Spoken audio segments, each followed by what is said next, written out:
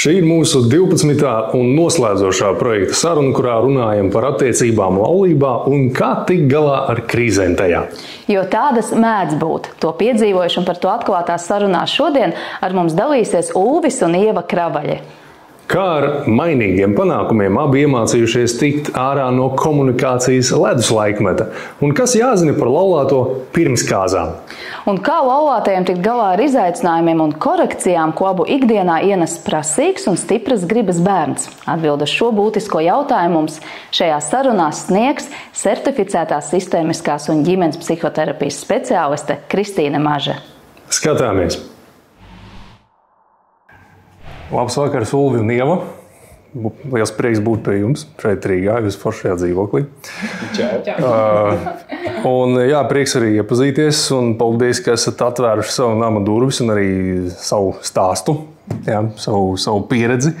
Jā, par pieredzi runājot, 7 gadi laulībā, 2 bērniņi, 6 gadi meitiņai un gads dēlam. Pareizi, tik tālu pareizi.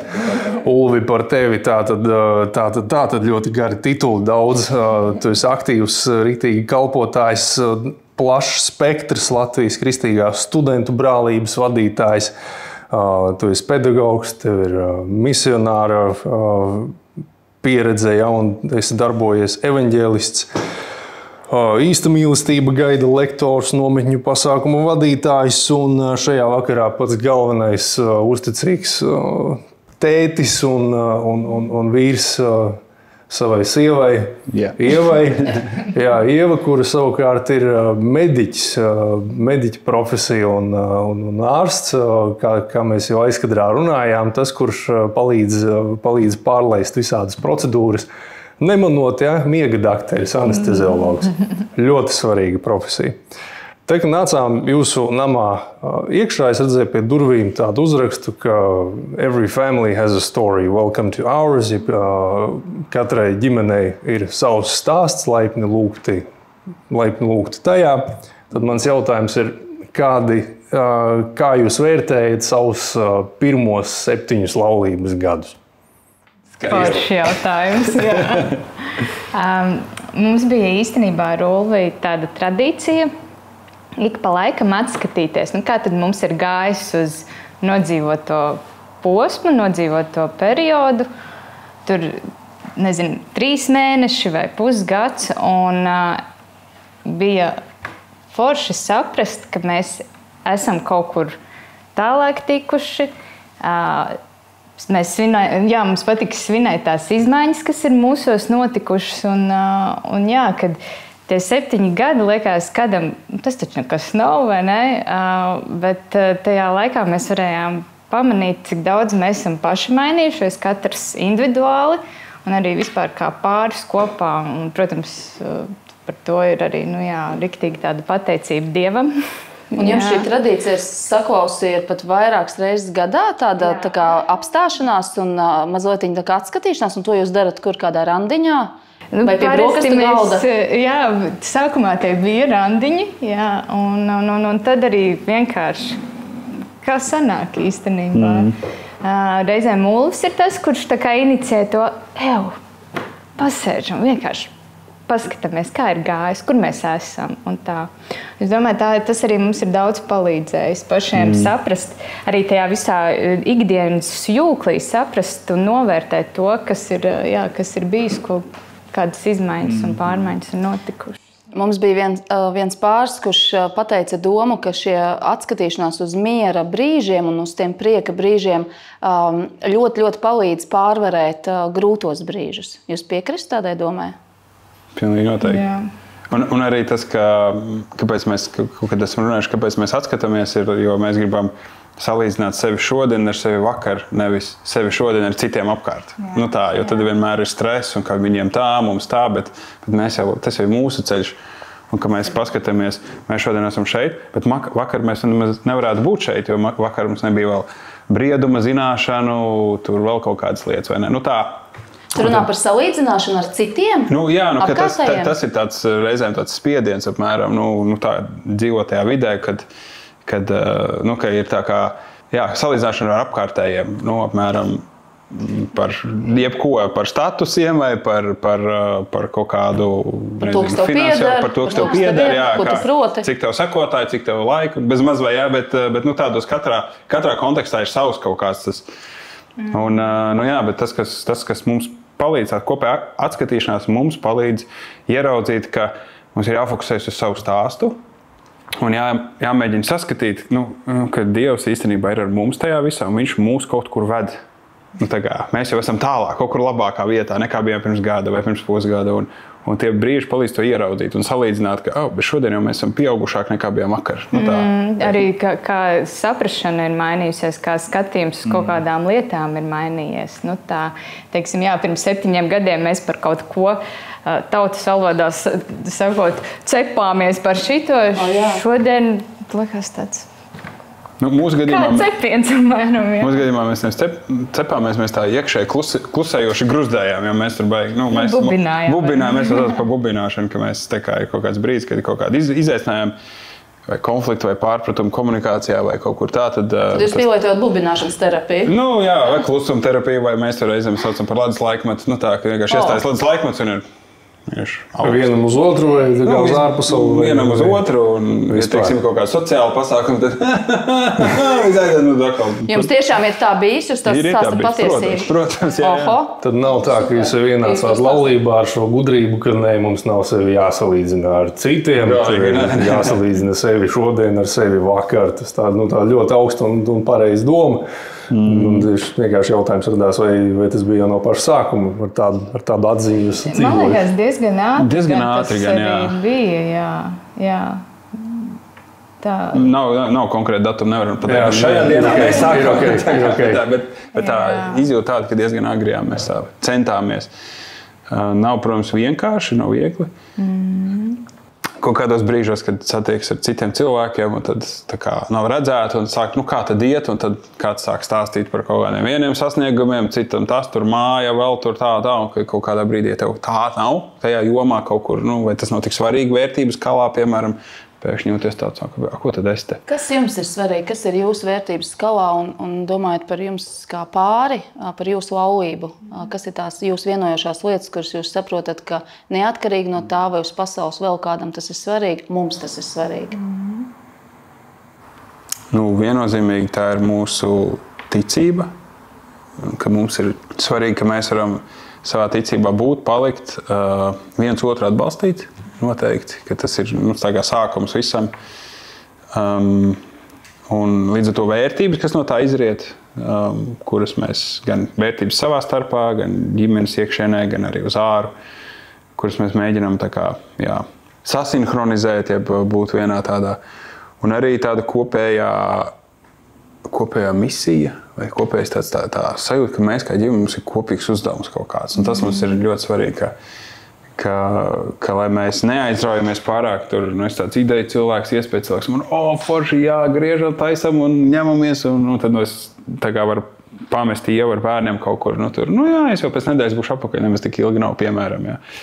Un, lai arī man tas patīk, tas varbūt nav tas labākais priekš ģimenes, un līdz ar to tas nav tas vērtīgākais mums. Un tad mācamies to, kā es varu no savas puses, piemēram, kā mēs varam atrast tos kopējo piedzīvojumu tādu.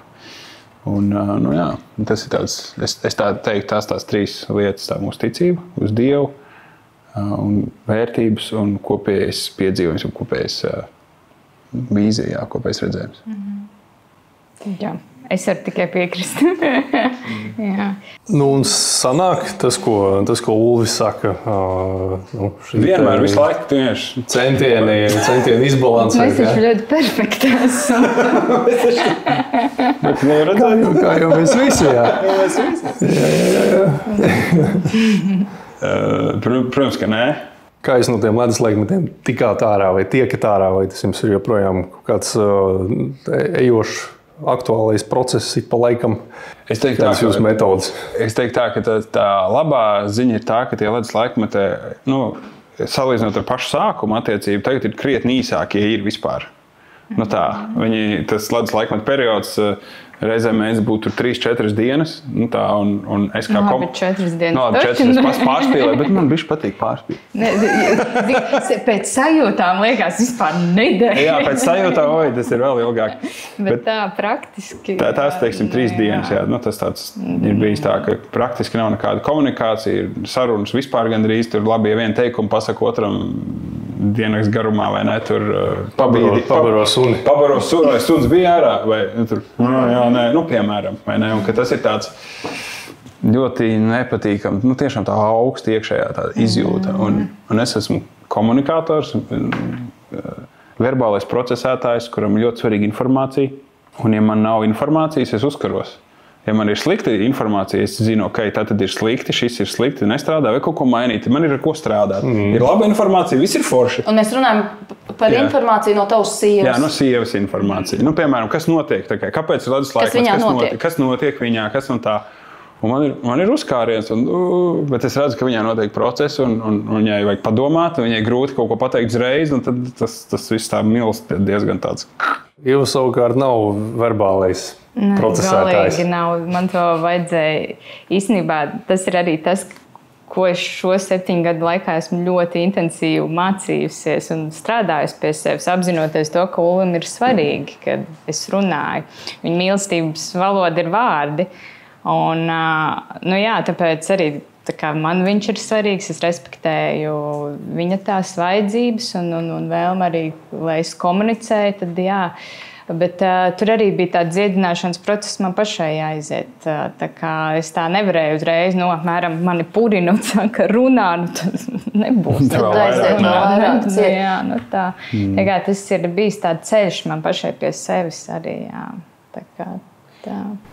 Ulva, vai tu vari padalīties tādā tīri praktiskajā pieredzē, vai tu atskatoties atceries kādas, kuras tu vari šobrīd nosaukt, tā bija kļūda, ka es tā vai prasīju no sievas, vai viņa, tā kā saka, burtiski runāju, man tagad to vajag zināt, vai kaut kas tāds bija, ar ko tu varētu padalīties, kas varētu vienkārši noderēt varbūt pāriem, kas iet kaut kam līdzīgam cauri, jo šad un tad ik pa laikam mēs sastopam, mēs zinām, ka mums līdzās ir, kur viens ir vairāk uz iekšu vērsts, otram ir, tā kā tu saki, tev vajag to informāciju, un tu viņu nesaņem, un tad kaut kāds iestājās ledus laikmets, bet tu arī, kāda ir tava rīcība tajā brīdī, vai tu atceries kaut kādas, ko tu šobrīd vari pateikt, tā bija kļūda, tā rīkoties? Tas, ko noteikti nevajag darīt, ir nevajag vākt sev koalīciju, kuri man piekrīt. Un tad ieteikt sievai, redz, viņa arī domā, ka man taisnība. Tas ir galīgi, to nevajag. Jā, mēs to problēmu uz āru. Jā, viens ir mest uz āru, vai, piemēram, iet pie kādiem mentoriem, kas ir tā kā padomu, kādiem pāriem attiecībās tā tālāk runāt. Un man ir kādi vīri, ar ko es ik pa laikam sazvanos. Regulāri atkarībā no tādas dzīves sezonas, reizēm biežāk, reizēm retāk, un es piezvanu tās. Tur problēmas ir kaut kādas arī jau kaut komunikācijā un tā. Un es mēģinu objektīvi izstāstīt situāciju. Un objektīvi, protams, no vienas puses objektīvi. Vienpusēji objektīvi, kā jūs saprotat. Un es jau meklēju to atbalstu sev, un man gribas, ka mani sadzird, un tad, jā, tur tas, un es tik līdz kaut kādu frāzi sadzirdu, kas ir tā kā, man liekas, man apus, un tad apmēram es tagad ievai, man ir vēl viena kārts, ko izspēlēt, vai ne, ka to galīgi nevajag darīt, jo tas nekādā veidā nepalīdz, un tas savukārt vēl ievai rada tādu pretestības sajūtu, ja es tagad iešu tur lūgt kādam mentoram vai garīgam līdzgaitniekam padomu, ka es negribēju, ka es kaut ko tādu daru, jo tur būs kaut kāda tā interešu konflikts, ka mēģina mūs, vai ne. Bet paldies Dievam, man ir tādi ļoti arī brīnišķīgi tie cilvēki, kuri man var pateikt sejā, Ulvi, tu salaid grīstē, šitā nedari, vai ne. Un jā, tā ir tāda viena lieta, un vēl laikam tas veids, kā es to prasu, es esmu prasījis, es atceros, ka es tā kā formulēju pie sevis, es tā kā man rūkst tā doma, un tā es tā, jā, es saprotu, ka ir slikti, bet tā nedrīkst darīt, tev ir jāpasaka, kad tu runāsi, tā ļoti kategoriski, un es redzu, ka Ievai tā kā viņai vēl lielāks izmisums, tā kā, ko tu gribi, lai es saku tagad, vai ne, nav informācijas, un tas bija tāds, jā, ka tas radīja tādu vēl vienu atgrūdienu, vēl vienu ledus gabalu tur ielika iekšā tādā, kad es kaut kādā izdomāju pieprasīt, jā, ka tas nestrādā.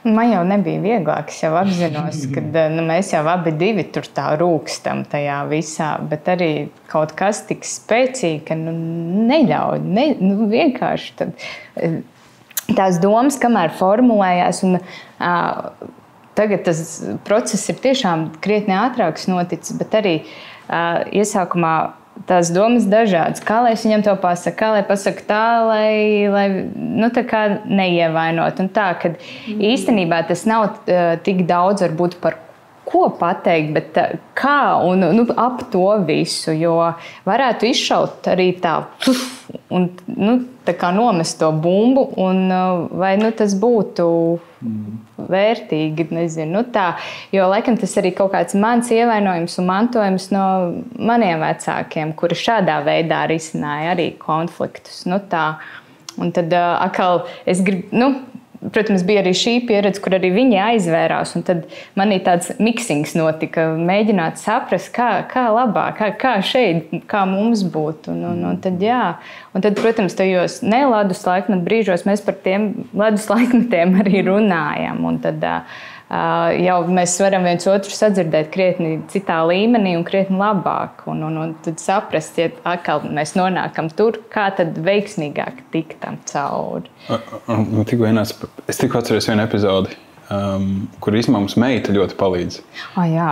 Jo viņa ir ļoti jūtīga, un mēs viņai, ja kaut kas tur nesanāk, mēs vajag samīļoties un izlīgt un palūgt piedošanu tā tālāk. Un tad vienreiz mums kaut kur jābrauc, mēs noejam lejā ar visām pekalēm, klusēdām, pilnīgā augstumā, tādā lejā uz mašīnu. Tur salieku mānus, iesprādzēju meitu. Viņa tā, tētī, kāpēc ar mammu nerunā? Aiziet samīļoties. Un es vienkārši, man iekšā viss uzvārās. Un es saprotu, tas mazais cilvēks, viņš tagad prasa no manis to. Un viņai bija cik gadiņi? 5 vai 4? 5, tad jau bija 5. 5, man liekas, jau bija vai 4 kaut kas tāds, jā. Un es saprotu, ka tā uzvedība, ko mēs viņai modelējam, mēģinām tagad viņa tagad prasa no mums pati to. Jā. Un tā kā forši ļoti labi, vai ne? Bet tas ir tik grūti, ja es atceros to situāciju tik spilgti.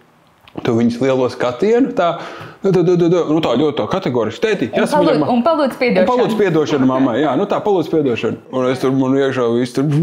Viņa galvenais nezina, par ko ir tēma vispār. Bet viņa ir visnegaidītākais padomdevējs situācijā. Jā. Bet viņa sajūta, ka kaut kas nav riktīgi. Jā, pa baltu velti.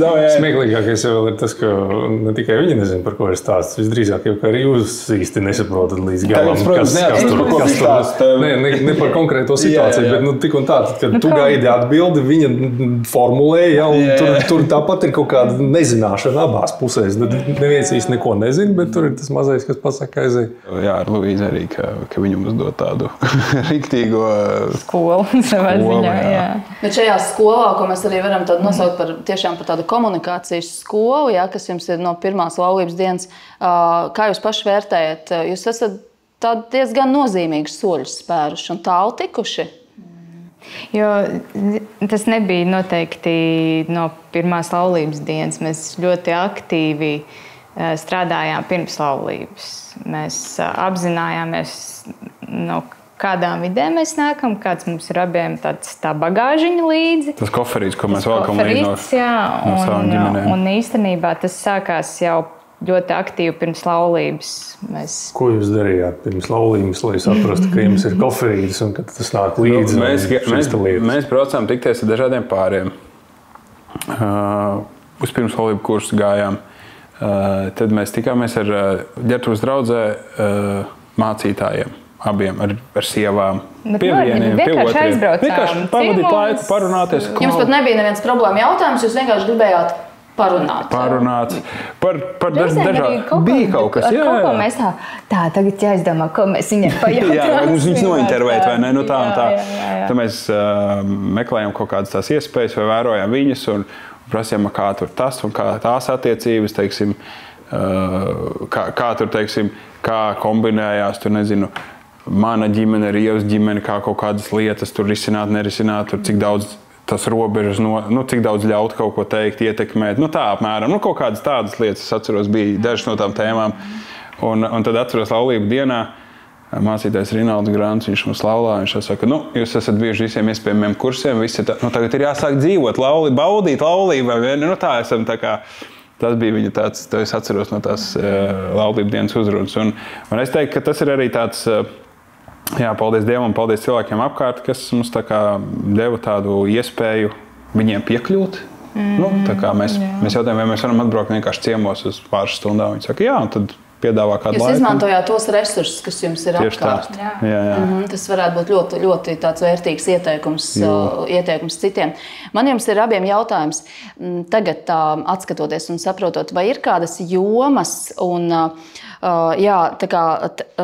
jautājumi, tēmas, jomas, kuras pirms laulībām ir ļoti svarīgi, ka tev ir tās zināšanas un tās atbildes uz kaut kādiem jautājumiem, pirms tu ej ar šo cilvēku un esi teicis jā vārdu līdz mūža galam. Vai ir kādas jomas, kuras ir obligāti jāizrunā un jābūt skaidrībai? Kas jums bija tās kritiskās? Es teiktu, pati pirmā tāda lielāka, ko mēs abi apzinājāmies, bija visa mūsu abu divu attiecību pieredze līdz šīm attiecībām, kas mums bija jāceļ gaismā. Es vienkārši izstāstīju visas savas iepriekšējās kaut kādas attiecības, kļūdas, ko es biju pieļāvis ar meitenēm, savas dumības pēc. Un tad es viņai lūdzu piedošanu, piedod, ka es sevi tērēju tur, kur man sevi nebija jātērē. Un jau tad stāstīju par savu to stāstu. Tas bija īstenībā, mums neviens to neteica priekšā, mēs paši braucām uz laukiem pie manas omītes, un pa ceļām, kamēr braucām stundu, man liekas, bija tas ceļš. Un tad mēs piestājām, vēl nebijām pabeiguši. Tā pēdējie metri tai sarunai bija, un mēs vēl mašīnā sēdējām runājām. Jo mēs gribējām tā būt pilnīgi atklāti tajā lietā, lai tur pēkšņi nav kaut kas, kas var izlīst kaut kādas tur vai tā, un ka es varu lūgt Ievai piedošanu, viņa var teikt, es tev piedodu, un Ieva tāpat lūgt, un es varu teikt, es tev piedodu viss, tas ir prom. Nevis tur pēc tam arī vilkt to ārā, apmēram to informāciju. Uls, man tagad pastāstīja par šito, es izdevīgā brīdī tagad izvilku šito kārti. Nē, mēs tiešām piedodam un viss mēs to... Ko nozīmē piedot un viss? Ko tas nozīmē? To arī, man liekas, nozīmē, ka mēs necilājam vairs tur tās vecās attiecības. Es viņam nepārmetu. Kā tu tur ar viņu? Es to pagātnes notikumu neizmantoju šodien pret to cilvēku. Tā, ka es to vairs neturu. Tā ir ļoti drosmīga atklātība. Es arī domāju, kur es esmu ideja. Un, ja dabiski tas ir nācis, tad vispār es tā klausījos, domāju, tu izstāstīji savu visu pagātni, un viņa nav aizbēgusi. Tā kā jau... Es, protams, nezinu, kas jums tur bija uz abām pusēm, bet es vienmēr to salīdzinu ar tādu tā kā, atklātību, tas ir ierocis. Burtiski kā pistoli, ja tu atklājies, tu iedod otram pišķiku. Ko var izmantot? To var izmantot dažādos veidos, vai kā jau teica, pret tevi, vai arī noglabāju un tevi aizstāvot, jo tu zini patiesību. Jā, es domāju, ka jāsaka tā, Dievs ir vaininieks daudzās lietās, viņš kaut kādas impulsus un idejas dod īstā brīdī. Un līdz ar to tas arī mums stiprina mūsu ticību. Mēs saprotam, ka apmēram mēs tā skatāmies, kāds tā notika. Paldies Dievam. Tas tāds dabīgs secinājums sanāk, ka viņš jau ir ieinteresēts mūsos, lai mūsu tā ģimene izdodas un mēs varam pārvarēt grūtības. Tā ir tā pārliecība, ko mēs ar tām situācijām ieraugam.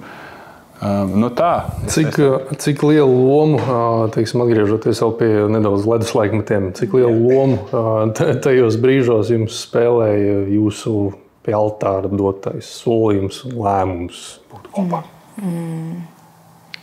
Jā, konkrēti man ir bijuši ļoti tādi brīži, kur... Un tas arī noteikti bija tas mūsu krīzes brīdis kaut kāds, ka man likās, ka Ulis mani vispār nedzird. Es viņam kaut ko... Nevis leduslaikmets, bet ka es runāju. Un ka ir atkal tas, ka viņš nedzird vai nesaprot. Un tas ir arī vēl viens aspekts. Tas ir tik krāsaini, ja mēs vispār, man liekas, par to laulības dažādiem aspektiem runātu. Tur tik daudz kā ir. Jā, ir leduslaikmets, bet tad ir arī tāds vai ne un tā. Un tad ir tajā mūsu vienā, man liekas, tas tā dziļāk arī, krīze, kas bija, ka manī radās tāds izmisums. Beidzot, vai ne, es runāju, un ka viņš nedzird mani, un tad tās iekšējās domas un jautājumi, kā mēs varam dzīvot tālāk, ja? Ja mēs tā turpinām, man radās tāda pārliecība, ka šitā nevar turpināt, reāli, es negribu tā dzīvot. Un tad tajā brīdī vienkārši sāk skanēt laulības solījums domās, un tad, es saprotu, un īstenībā, tas arī tā kā nomierināja īstenībā to manu frustrāciju, to satraukumu par to, kā tagad, ko tagad. Vienkārši, uzticēties tam, ka būs labi, lai gan bija grūti. Bet tas bija tas brīdis, kad es ļoti turējos pie tā laulības solījuma, lai pēkšņi neizspērtu kaut kādu jocīgu, muļķīgu soli, pateikt, viss šķiramies, vai tur es nezinu, viss, man šķiet tas nav vajadzīgs. Tā, ka palikt tajā, ka tāpat laikā mēs ne par velti precējāmies baznīcā, nevis arī kaut kur citur, vai ne, Dieva priekšā šī darība slēgta.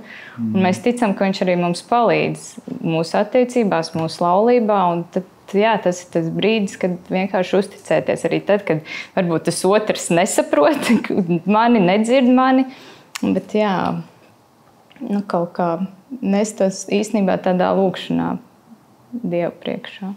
Un atgriežoties pie tā situācijas, man jāsaka tā, ka tas, kas palīdzēja, man vajadzēja sadzirdēt ne tikai no Ievas, ka es viņu nedzirdu, bet vēl kādu, kas man arī pasaka, tu viņu nedzirdi.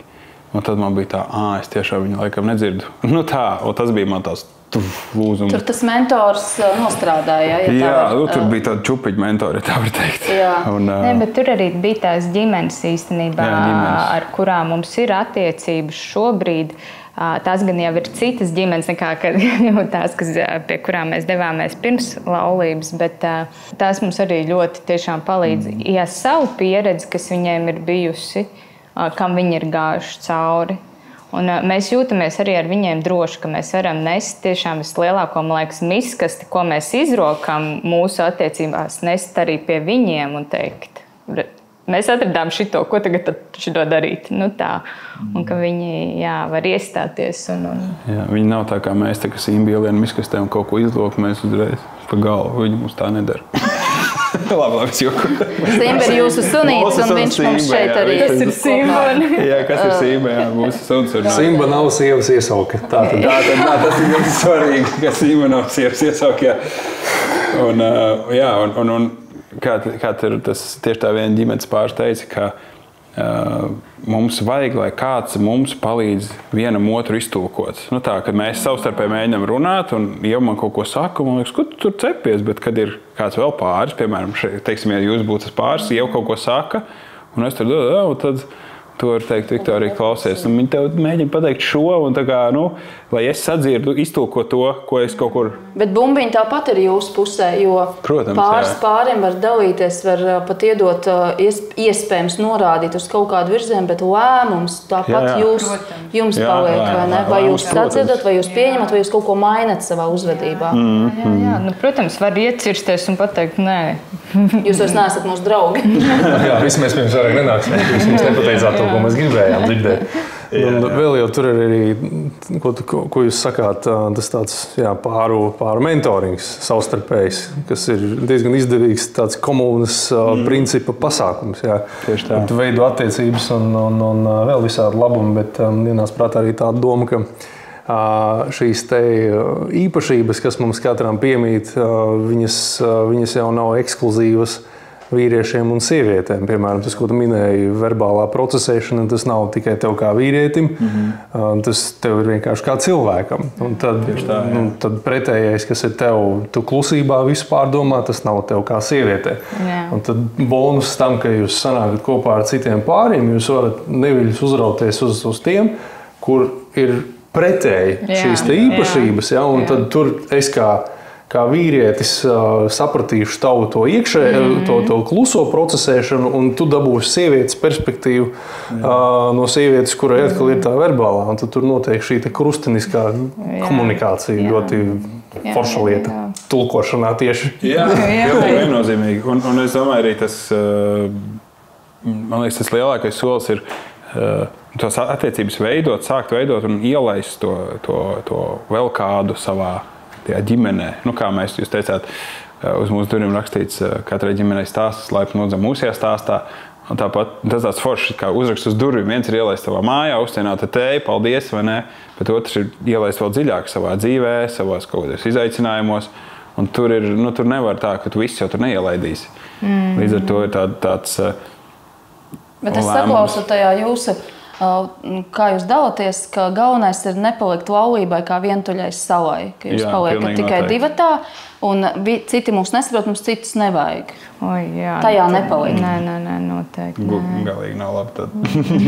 Uvi, tev mēs sākumā minējām ļoti daudz, ko tu dari. Un tev liekas, vai tu vispār esi mājās, vai diennaktī pietiek stundas, lai tu varētu visur būt un visur apliecināt, kā gan mācīšanā, gan mentorēšanā, gan arī tu vadi vienu no Latvijā tādām stabilākajām un senākajām tādām kustībām, kas ir Latvijas kristīgā studentu brālība. Viņai šogad 30 gadi, kā es saprotu, ir. Un tas patiešām ir tas tā kā apliecina to, ka šī kustība ir ar savām saknēm, un tu viņai esi kādus pēdējos gadus kā vadītājs. Ja? Jā, 4 gadi. 4 gadi, un pluso tevi var arī, ja ierakst tavu vārdu uzvārdu, tad var arī internetā atrast, kur tu vienmēr esi atsaucies, piedalies sarunu šovos, kādos radio raidījumos. Šita kaut kādā. Un tu esi atvērts. Kā jūs tiekat ar to galā savā laulībā, ka tu esi tik ļoti aizņemts? Vai varbūt tas ir tikai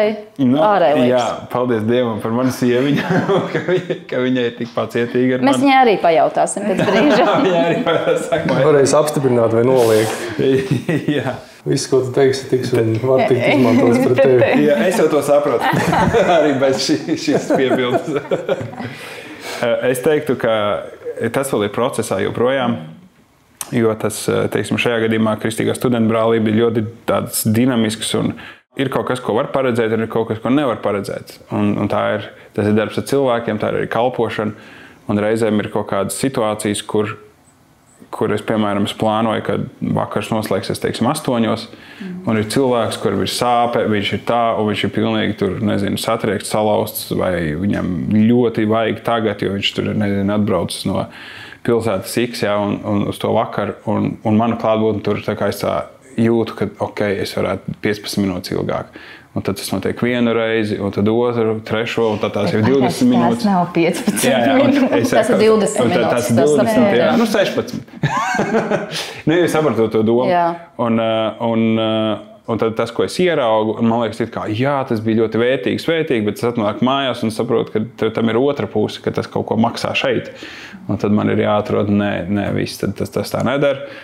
Tad vai kaut kam ir jāmainās. Un es teiktu, tas ir tāds, tur vēl mēs runājam, un mēs pēdējo reizi par šo arī bija kaut kāda lieta izlīda.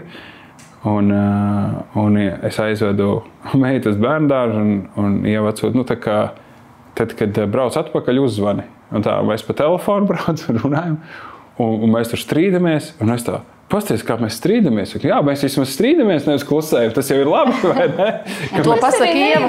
Tas arī nebija tāds strīds. Nē, tas arī nebija tāda karstāka diskusija. Karstāka diskusija, vai ne? Un tad mēs beigās tā, piedod, es tiešām tā negribu. Un tad abi divi palūdza piedošanu, un tad viss, un ir labi. Un tas ir daudz labāk nekā tas būvēt to 2-3 dienu ledus laikmetu, un tu tur mēģināt dreifēt ar tiem gabaliem, un tu tur mēģināt kaut ko izdomāt vai kaut ko vēl uzbūvēt tur galvā, vēl kaut kādus tos. Līdz ar to tas kā tiekam galā, ar mainīgām sekmēm, bet pēdējā laikā mēs cenšamies mēs arī apzināmies, ka mēs kā ģimene īstenībā daudziem studentiem un jauniem pieaugušiem arī varam būt kā piemērs. Un ja ir iespēja, ka mēs varam ieaicināt savā namā kādu, tad mēs to labprāt daram. Un Ieva ir viesmīlības dāvana, viņai patīk. Tikai vajag saulēcīgi zināt, un vajag manu palīdzību sakārtot māju. Tā. Un tas ir tāds atkal komunikācijas lieta. Tā kā es teiktu, mainīgām sekmēm tagad ir daudz labāk. kā ir bijis iepriekš, bet to arī tagad apstiprināt vai noliegt, ko es teicu. Nē, es noteikti. Tas ar mainīgām sekmēm ir īstā atbilde. Tā ir. Vēl aizvien ir kaut kāda brīža, kad ir ļoti, teiksim, pārbāsta diena, un tad es Ulmi saku, tā, kad jūt iekšēji, ka paši mēs neesam mierā ar to, jo arī mūsu tas kaut kāds norimšanas laiks katram atsevišķi vai kopā īstenībā arī ir tāds. Ja tu visu laiku skrien, tad 3. dienā tu saproti, hei, bet mēs īsti neesam savā starpā parunājuši. Es nezinu, kā tev iet un tā, un man tas ir svarīgi. Varbūt ļoti egoistiski izklausīsies, bet man tas ir svarīgāk par visām kalpošanām un skriešanām. Man ir svarīgi, kā mans vīrs jūtās, ko viņš ir piedzīvojis, kas un tā. Bet ja mums šī saruna nav iztrūks, tad liekas ļoti svarīga sastāvdaļa vispār no mūsu tās laulības iztrūkst. Tīri tiešām nočakot, kur mēs esam.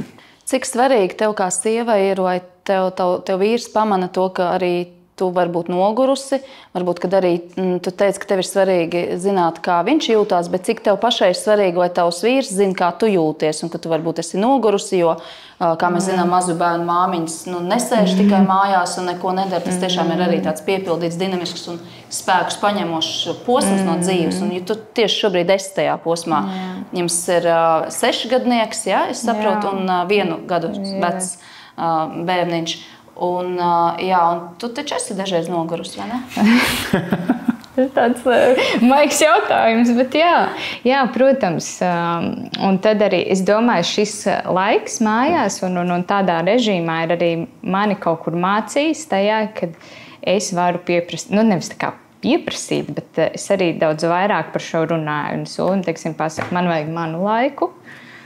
Lūdzu, dēls, un es eju ar suni, teiksim, ārā pastaigāties. Tā, es arī daudz, man liekas, drosmīgāk to varu Ulvim pateikt. Protams, man gribētos varbūt, lai viņš dabīgi pats to saprot, ierauga. Ir reiz, ka viņš man piedāvā to, hei, tu vari ieplānot kaut ko. Ir reiz, nav tā, ka nav. Gribi, lai viņš grib, tāpēc, ka viņš grib, nevis tāpēc, ka tu gribi. Aptuveni. Esens, tu saprati. Jā. Bet šis ir īstenībā, te es gribu parēt bišķi dziļāk, ļoti interesanti tas, ko tu saki. Es tur jūtu tādu tevī, Ieva, spēju, kā to noformulēt, tādu veselīgu neatkarību, kad tu nemeklē Ulvī tādu kā glābiņu savai situācijai, lai viņš tagad risina tavu to emocionālo, nezinu, kas tur tev notiek tajā brīdī konkrētajā, bet tu tā kā spēji noformulēt un arī iedot konkrētu instruktāžu, redz, kur savam vīrietim, ko man vajag savu laiku. Tas tev ir paveicies riktīgi. Tīri statistiski tev ir ļoti paveicies. Es par to runāju.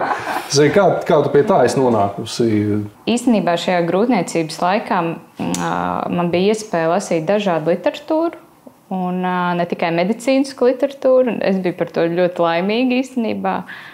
Un viena no grāmatām bija Vitas Kalniņas grāmata, Pirmās attiecības. Un tur bija tādas labas atziņas, un tā arī bija viena no tām, kad tā kā bišķi iestāties par tām savām vajadzībām, nebaidīties iestāties. Un es arī jau Ulvim īstenībā grūtniecības laikā teicu, es viņam teicu, tu zini, ka man ir tā vajadzība pēc sava laika, jo es esmu introverts, un to mēs arī zinām. Ulvs ir ekstraverts, es introverts. Un tiešām, es gribētu teikt, ka savā ziņā pareizā literatūra man noveda pie šī, un arī tas, kad es dalījos ar Ulvi, nevis to paturēju pie sevis un cerēju, ka viņš tagad izlasīs, ko es esmu izlasījis. Ja? Tā tomēr nenotiek. Es spēju to izdarīt. Es domāju, es ar šokā, ka es tā nespēju. Man bija tāda, es Ulvim tā, tas bija arī es tādu pati pasmējos par sevi, jo es lasu to grāmatu, un es lasu tur tās atziņas, un es Ulvim saku, šī ir ļoti laba grāmata, tev darētu izlasīt, un es saprotu, ka viņš viņu nelasīs. Tad es arī sapratu, man ir konkrēti jāpasaka. Jo arī to es man arī īstenībā jau teicu un uzsvērs. Viņš saka, kad es nespēju lasīt domas. Lai ir daudz dažādu talantu un dāvanas, bet doma lasīšanas dāvana nav vēl, jo, es nezinu, kaut kur atradīsies. Cik labi, ka jūs pie tā esat nonākuši savos tiešām tādos pirmajos laulības gados, pirmajos 7. Bet reizē man vēl aizvien ir tas, ka es domāju, tiešām viņš tā kā nesaprot. Mēs jau 7 gadus esam laulībā. 7 gadus. Es raidu skatierus un pāsas. Un nesaproti, ko šis nozīmē. Tad reizē mums ir tā, ka mēs esam pietiekami daudz ikdienu prasa visu kaut ko plānot, salikt loģistiku, un tad tas, ko mums vajag ieplānot dienu, kad mēs varam neko neplānot. Ka mēs varam pamosties un redzēs, kā sajutīsies pēc kafijas tāsas apmēram. Un tad arī pieņemt lēmumu, vai kaut kur braucam, vai nebraucam, vai tā ir jūra, vai ezer. Tādu dienu vajag. Un mēs to apzināmies. Nevienmēr sanāk tik bieži tādu dienu, kā gribētos, bet mēs visu laiku pie tā atgriežamies. Un tad ir tādi intensīvāki brīži, kaut kā, šis ir vienkārši jāiztur, bet tad labi, bet tad šeit noteikti. Tad šeit būs. Un tad mēs par to domājam. Es teiktu arī dēļ mana tā darba specifikas, tas ritms ir arī mainīgs. Tur vienā mēnesī tāds ritms, otrā tāds, līdz ar to tas arī bišķiņ jāpielāgo, jāpabīda. Citreiz tajā dienā, citreiz tajā. Un, ja, piemēram, man nedēļas nogalē ir kaut kāda pasākuma vai projekta, tad varbūt mēs varam pirmdienu paņemt tādu brīvu, vai ne, un neaizsūtīt meitu uz bērnu dārzu, bet aizbraukt paši kaut kur visi, kā ģimene. Tā. Tā kā jā, tā mēs apzināti mēģinam to darīt. Galvenais, ka mēs zinām, ka tas ir vērtīgi un svarīgi mums abiem, un tad tas arī tam laulības mikroklimatam, Jā, protams. Un tad var nest arī uz āru labās lietas un kalpot, un iet uz darbu priecīgi, un arī bērnus audzināt laimīgi vecāki. Un tad var aicināt pie sevis, lai kāds dzirdētu jūsu stāstu. Tad tas uzraksts pie jūsu durvīm, tā kā ir dzīves. Ir dzīves, tieši tā. Spēcīgi. Bērna ienākšana ģimenē, ko jums nozīmēja? Īsumā abu bērnu ienākšanas bija ļoti, ļoti atšķirīgi konteksti un foni, jo Luīza Ieva bija Luīza piedzima starp Ievas 5. un 6. gadu studiju gadu medicīnu, pamatstudiju gadu. Kā mēs zinām, medicīna neapstājās pie 3. vai 4. mācību gadiem. 6 gadi ir pamatstudijas, pēc tam ir vēl rezidentūra, un pirms pēdējā gada, un pēdējā gadā Ievai bija Luīza piedzima jūlijā, 10. Un iesākoties pēdējiem gadam, jau bija tajā gadā jāuzraksta 2 valsts eksāmeni, plus vēl zinātniskais darbs. Tā, medicīna. Neiespējami izklausās. Principā diezgan neiespējami izklausās, bet tādā ziņā... Ar labu atbalstu komandu, kas ir ģimene, paplašinātā ģimene un tā komunikācija un draugi un tā, tad tas kaut kā... Riktīgi bija cilvēki, kas tajā brīdī vienkārši nāca palīgā. Un, mēs arī kaut kādā ziņā nekaunējāmies paprasīt to palīdzību. Vai cilvēki paši piedāvā īstenībā, kad saprata, ka šitie trakie jaunieši kaut ko tur vai ne. Un tas bija tāds viens. Un tad ar otru bērniņu, ar Iecīti, ar Jākabiņu. Jau bija tāds mierīgāks. Mierīgāks, un mēs pat īstenībā gribējām, jo mēs jau tā kā... kaut kādu ilgāku laiku gribējām ieņemt bērniņu, tādu laiku nebija nekas, un tad mums jau likās, kas tagad notiek. Jo Luīza mūs pārsteidza, tad Jākabs tā kā, tur bija vēl nē. Tā. Un tad es teiktu tāds ļoti atšķirīgs man. Bet tad, kad Jākabs piedzima, mani tētis, vai ne, kaut kas, atvērās kaut kas pilnīgi jauns tajā tēta lomā. Ar dēlu piedzimšanu. Ar dēlu piedzimšanu, otru bērnu, ka man ir 2 bērni tagad, un tas ir jau kaut kas cits. Un ar meitu, kad silts laiks, mēs ar velospēdiem braucam uz dārziņu atpakaļ, vai ne? Un tas ir mūsu laiks, un tas piedzīvojums, un tad ar Jākabu. Tas kaut kā, un man uzreiz gribās tā kā, man arī pašam iekšēji tā vēlme ir vairs ne tik daudz skraidīt pa pasauli, bet te ir man tā ģimene, tas ir kaut kas tāds iekšēji, ir kaut kas noklikšķējis. Bet es domāju, noklikšķi tad, ja cilvēks ir gatavs, tā kā ir atvērts tam, kad tā dzīve nāk pie tevis vai ne pie manis nāk, tas, kas būs tagad, kas dzīvē būs, vai ko Jākabs piedzīvos tā. Es tiešām gaidu, un kaut kas, man ir grūti izstāstīt, varbūt es meklēju vārdus, ja komunikators, ja man pat ir grūti izstāstīt, tā pieredze ir tāda neaprakstāma.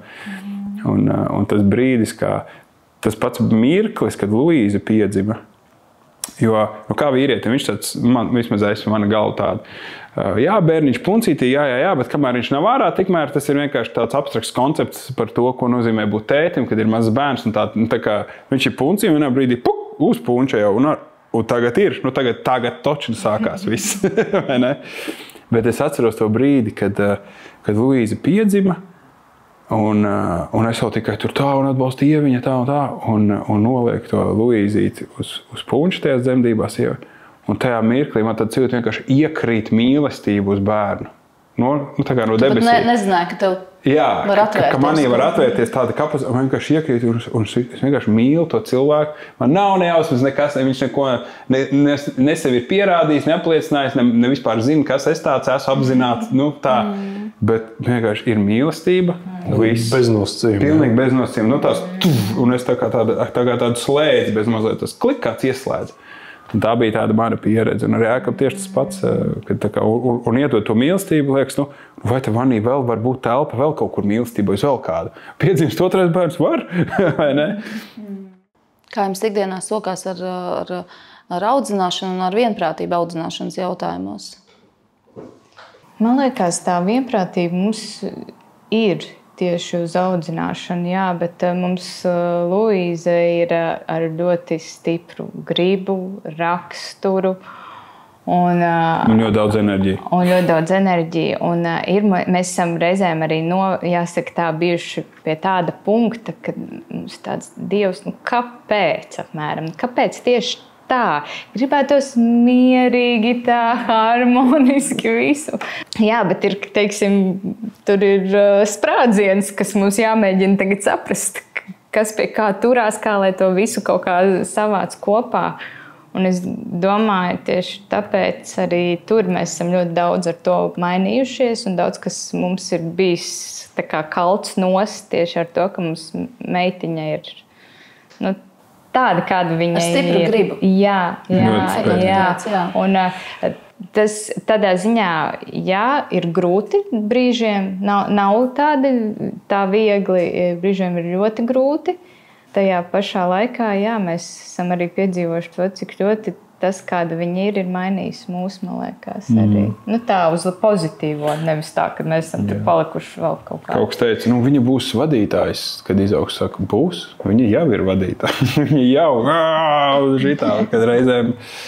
Tā, un īstenībā arī tā, man kaut kā laikam grūtāk bija tieši šis mīlestības koncepts saistībā, tad, kad viņa auga, un tad, kad tas raksturs nāca ārā, un tad, kad es to viņas tādu arī varēju skarbumu sastapt.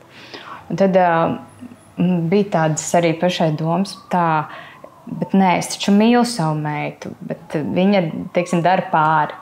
Un nav tā, ka es neesmu viņai arī nodarījusi pāri. Arī es savās kaut kādās nedziedinātās emocijās esmu viņai, jāsaka, tā emocionāli maukus pretī. Ja? Un tad tur mums abām Ulis ir reizēm no malas skatījies, man liekas. Tur ir tāds, mēs varam abas divas ieiet tajā boksa ringā, un viņai jau tie argumenti, kā mazam bērnam ir vareni. Tā. Tad arī tajos brīžos liekas, kā? Bet kaut kā pēc tā laika... Tad, kad, teiksim, liec viņu gulēt, to mazo skaisto meitenīti, un tad ir tāds, paldies Dievs, un kad tiešām viņš ir tas, kas piepilda ar to mīlestību. Jo tad, kad ir tas bokserings, tad liekas, jā, kāda mīlestība, jā, mēram, tagad mēs te, tā kā, jā.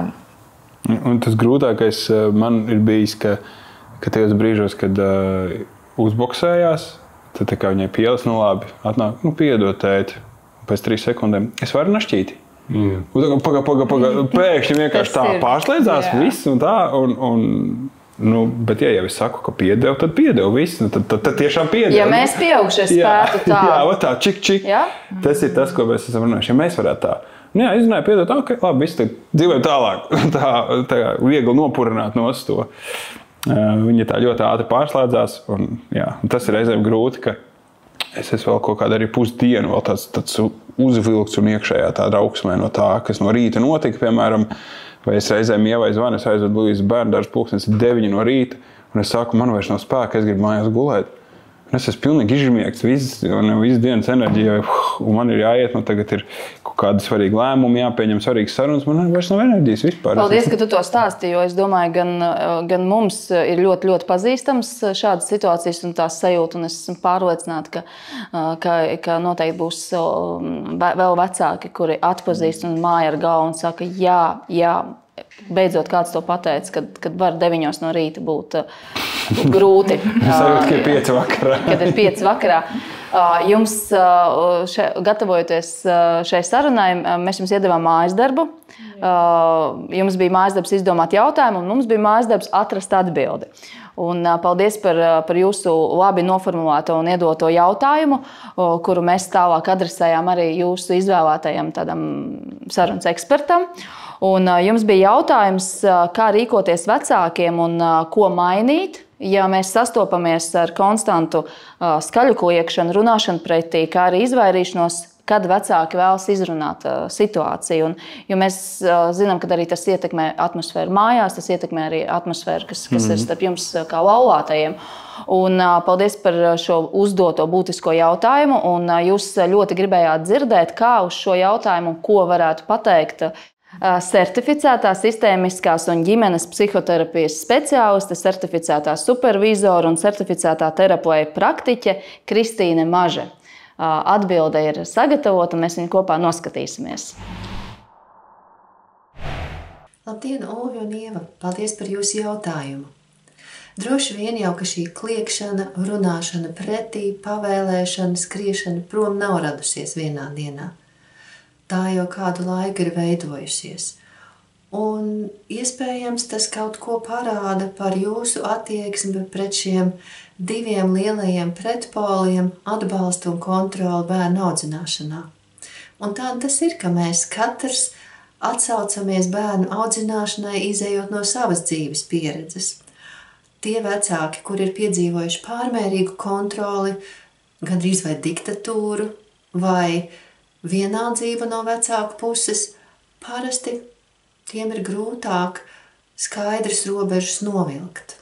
Viens ir, ka nav zināms kā, un otrs, ka ja šīs te robežas ir bijušas vardarbīgas un pārāk skarbas, neņemot vērā bērnu pašu, tad tādas negribās savam bērnam nodot. Bet tas var ievest tādā diezgan lielā bezpalīdzībā, ka bērnam ir atļauts viss un bērns var darīt kā vēlās. Un jo lielāks bērniņš aug, jo grūtāk ar to klājas. Un arī ar atbalstu vien nepietiek, jo, lai cik mēs būtu atbalstoši un mīloši, ir vajadzīgas arī robežas. Un tādēļ ir tik svarīgi šīs abas lietas, gan atbalsts, ka man rūp mans bērns, ka es savam bērnam to parādu dažādos veidos, gan kontroli, ka es nospraužu skaidras un drošas robežas. Un tikai tad, ja es esmu maksimāli atbalstošs un maksimāli kontrolējošs vecāks, es varu kļūt par savu bērna autoritāti. Un kā tad veidojas šī autoritāte? Sākumā tas ir kontakts. Kontakts jau no bērniņa piedzimšanas brīža. Noteikti pamanījāt, ka arī jūsu dēls, kad piedzima, viņš bija gatavs kontaktēties. Skatījās apkārt, viņa rociņa bija gatavs atvērt jūsu pirkstu, jūsu bērniņš bija gatavs atsaukties kontaktam. Un arī mēs kā vecāki cenšamies atsaukties sava bērna vajadzībām tad, kad tās tiek komunicētas. Tad, kad jūsu bērniņš raudāja tajos tik dažādajos veidos, droši vien nebija sākumā viegli uzminēt, vai šī ir izsalkuma raudāšana vai garlaicības raudāšana, vai šī ir vēdersāpju raudāšana, vai šī varbūt ir noguruma nespēju aizmigt raudāšana. Un tomēr pietiekami bieži atsaucoties šai bērniņa vajadzībai, ko bērniņš cenšas komunicēt, vecāks kļūst par savu bērnu autoritāti.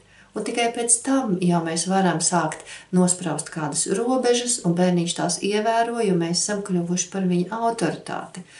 Bet arī vēlāk, pat ja jūs esat savu bērnu autoritāti, ir svarīgi atcerēties un paturēt prātā, ka kontaktu ir jāuztur visu mūžu.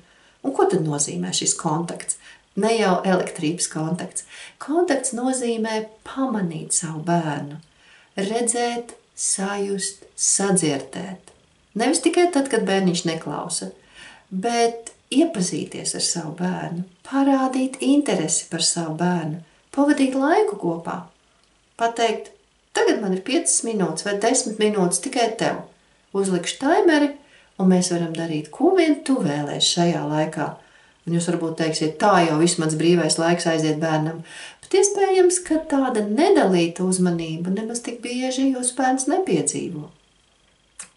Jūs runājāt arī, jautājums bija par to, kā tad vienoties, kā panākt, lai mājas atmosfēra ir citādāk. Redziet, vienošanās ar bērnu parasti nenotiek caur sarunām un pārrunām. Tā būtu pieaugušo pasauli. Jo mēs pieaugušie diezgan daudz dzīvojam savā kognitīvajā, jeb domājošajā smadzeņu daļā, bet bērni pavada daudz laika limbiskajā, jeb emocionālajā smadzeņu daļā.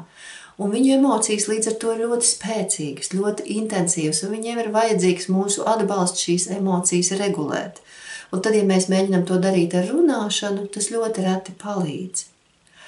Tas, ko mēs varam darīt, ir darīt kādu fizisku aktivitāti kopā vai kaut ko kā izregulēt, izreaģēt šīs emocijas un pēc tam pateikt, tu pārkāpi noteikumu un sekas ir šādas. Ir svarīgi būt konsekventiem. Un ir svarīgi būt skaidriem, ka tas noteikums iepriekš ir bijis skaidrs. Nevis tev vienmēr jāklausa vecākus, jo tas ir neskaidrs, ļoti, ļoti plašs noteikums. Bet, piemēram, ka tad, kad mamma saka, ir jāiet gulēt, tad ir jāiet gulēt. Izvēles iespējas ir, vai vēl var 5 minūtes paspēlēties, vai jāiet uzreiz, bet tas, ka ir jāiet gulēt, tas ir fakts, un to mēs neapspriežam. Un tad, protams, ir jautājums arī kādas sekas jūs savam bērnam piedāvājat. Bet daudz svarīgāk vēl par šo ir, ka jūs esat kā vecāki vienoti, jo tas ir tas, kas dod jūsu bērnam drošības sajūtu. Ja jūs kā mamma un tētis esat vienoti savās prasībās pret savu bērnu, ja jūs sakat, sakārto savas mantas, un bērns zina, ka aizies pie tēta, un tētis varbūt nepamanīs, ka mamma ir likusi mantas sakārtot un varēs kaut ko vēl spēlēties. Vai otrādi, ja tētis ir sacījis, ka tagad ir jāiet ģērbties, mēs tagad dosimies uz bērnu dārzu, ja jūsu dēls dodas bērnu dārzā, un mamma nevis liek viņam pašam apģērbties, kā tētis ir licis, bet apģērb bērnu vietā. Neka būtu slikti kādreiz parūpēties par savu bērnu un viņu apģērbt viņu vietā, bet tā nevienotība nepalīdz bērnam. Ir ļoti svarīgi, ka jūs varat vienoties par pamatlietām, kas jums ir svarīgas. Un tas nozīmē tiešām vienoties kā pieaugušajiem, nevis censties uzstiept savu pasaules uzskatu. Jo jūsu bērnam abi vecāki ir mīļi, abi vecāki ir svarīgi, un tādēļ jūsu vienošanās ir svarīgs paraugs viņam. Kā tad tiek apvienots? Tēta, ģimenes pieredze, dzīves pieredze, mammas ģimenes pieredze un dzīves pieredze, veidojot kaut ko pavisam jaunu, jūsu dēla dzīves pieredzi, jūsu ģimenes dzīves pieredzi, jo jūsu ģimene ir unikāla, tāda kā jūsējā nav neviena cita. Katra ģimene ir unikāla, līdz ar to kopijas mēs nevaram izgatavot, bet jūs varat izveidot savu ģimeni, kurā tiek sadzirdētas bērnu vajadzības. Arī iespējams vajadzība pēc ļoti skaidrām robežām, kuras tiek nospraustas un kuras tiek ievērotas. Bet arī citas vajadzības, jo parasti šī rīcība, kuru jūs aprakstat, ir bērna reakcija uz sajūtu, ka viņam nav ar jums kontakts. Un jūs varbūt teiksiet, es jau daru visu kaut ko, bet pavērojiet. Pavērojiet sevi, cik daudz jūs diennakts laikā iedodat tiešām savam bērnam to sajūtu, es tevi redzu, es tevi dzirdu, es tevi sajūtu. Jo mums arī pieaugušajiem tas ir vajadzīgs. Un kur nu vēl vairāk jūsu pašu bērnam. Paldies! Jā, paldies certificētajai sistēmiskās un ģimenes psihoterapijas speciālistei Kristīnai Mažai par tiešām tādu izsmeļošo atbildi. Mēs ļoti ceram, ka jums kaut kas noder no tā. Jā, noteikti. Man uzreiz izleca tas, es tagad tā domāju, par to nedalīto uzmanības veltīšanu, jo parasti jau ir arī brālis jau šobrīd. Jā, jums māsiņa ir vecākā. Māsiņa ir vecākā un brālis ir jaunākais, un tad arī tā nedalītā uzmanības veltīšana tieši meitai. Man personīgi laikam pie tā ir vairāk jāpiestrādā, tā apzinātāk, es tā domāju, dienas griezumā, jo liekas jau, mēs jau taču arī kaut ko burzamies kopā, vai ne, bet jā, tad ir vienmēr vēl kāds. Ir brālis vai ir jau forši, ka mums ir tas burziņš arī kopā, bet jā, tiešām tikai ar viņu. Tā, ieplāno tos brīžus, kad tu vari apsēsties ar to bērnu un vienkārši teikt, darīsim to, ko tu gribi. Es esmu domājis par šo, esmu arī dzirdējusi iepriekš šo padomu, un cik ļoti tas ir būtisks un svarīgs tam pašam bērnam, kaut vai tās ir 5 vai 10 minūtes, un tev kā pieaugušam liekas, ka varbūt tos klučus tur likt vai kaut ko krāsot, kas tad tas ir. Bet patiesībā tas ir ļoti, ļoti tāds bērnam nozīmīgs. Tā kā, jā. Man laikam palika tas, ko viņi teica, lai bērnam rodas tā sajūta. Nevis, ka es taču kaut ko daru, bet es daru tik ilgi, kamēr es pārliecinos, ka bērns ir sakonektējies ar mani.